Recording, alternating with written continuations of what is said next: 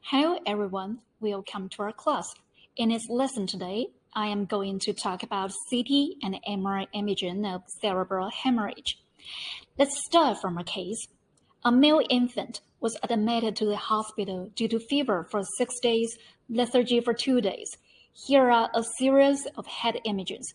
What has abnormal findings on CT and MRI images? We can notice the lesion on the basal ganglia is cerebral hemorrhage. But why the density and signal are different and changing? Today, we are going to answer the question.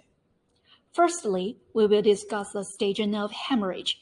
Then we will review the imaging characteristics and development of the density or signal change on CT and MRI images in response to various stages.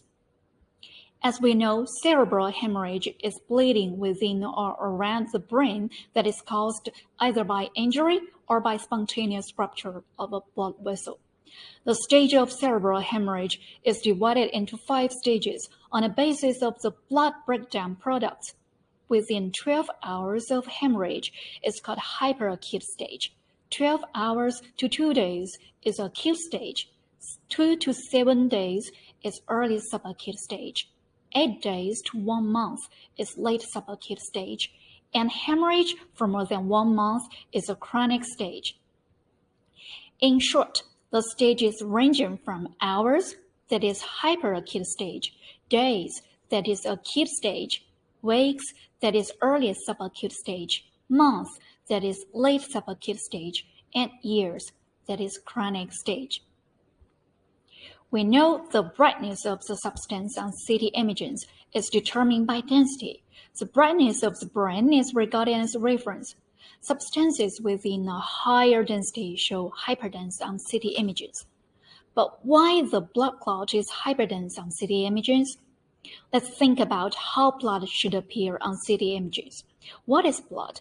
Blood is a mixture of fluid and cells, within 35 to 45% of red blood cells.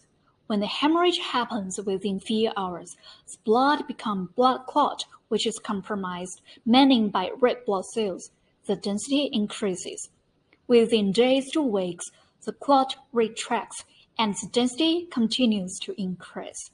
During the late subacute stage, progressive lysis of the red blood cells results in decreased density of the hemorrhage. In the chronic stage, the hypodense hematoma is progressively resolved and typically leaves a small hypodense brain defect. As imaged in the slide is a CT image. The blood is isodense. Then the hemorrhage happens.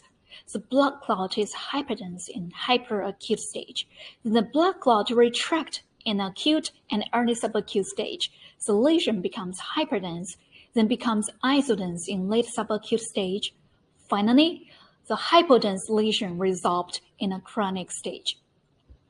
This is a typical CT imaging of the cerebral hemorrhage in different stages. In hyperacute, acute, and early subacute stage, the hemorrhage is hyperdense. In the chronic subacute stage, the hemorrhage is isodense. In the chronic stage, the hemorrhage resolved and become hypodense. Now, do you understand the changing image character of the hemorrhage on CT images? Okay, let's skip to the MRI imaging of the cerebral hemorrhage. It's a little bit difficult to understand and remember to compare to CT. We know that there are dozens of sequences on MRI images. The most common sequences used for MRI imaging are T1-weighted and T2-weighted images. The signal of hemorrhage on MRI is changed based on the sequences and the time after the hemorrhage has occurred. In short, at different stages, the oxidative state of the iron in hemoglobin is changing and the signal is changing. We will discuss this part in detail in the next time. As a result, the T1-weighted and T2-weighted images of the hemorrhage changed differently. How to remember the dynamic change? There is a graphic representation of the changing signal of hemorrhage. The vertical axis is a signal on T1-weighted axis, and the horizontal axis is a signal on T2-weighted imaging. The 5 points on the axis represent 5 stages of hemorrhage, and they appear in this order. Let's remember the signal change one by one. In hyperacute stage, hemorrhage showed isolated on T1 weighted and T2 weighted images, so the point is the middle right of the axis. In acute stage, hemorrhage showed isotense on T1 weighted images and hyperintense on T2 weighted images, so the point is in the middle left of the axis.